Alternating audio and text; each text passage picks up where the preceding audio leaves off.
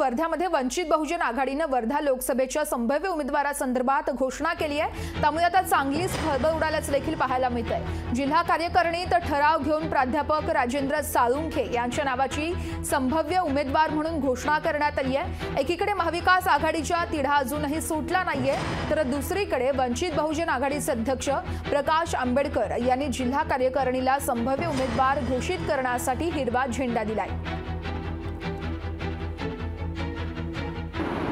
April महिन्यामध्ये लोकसभेच्या निवडणुका होतील हे तुम्हाला माहिती असेल। या अवस्थेत आतापर्यंत आमचा तिढा सुरूच आहे ही पण तुम्हाला माहिती आहे। या अवस्थेत आम्ही आमची उमेदवारी घोषित केली आहे आणि आम्ही आमचा उमेदवार एबी फॉर्म सहित भरू हे तुम्हाला सांगा। पण जर समजा नॉमिनेशन आमचं सबमिट झाला आणि हे झालं तर आमच्या उमेदवाराची आम्ही विड्रॉ करू। आमचा उमेदवार पक्का झाला आहे, आमच्या जिल्हा कमिटीने पक्का केला, केंद्रामध्ये आम्ही कळवला।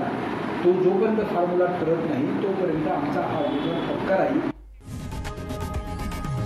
लोकशाही मराठी ऐका, पहा, जागरूक रहा।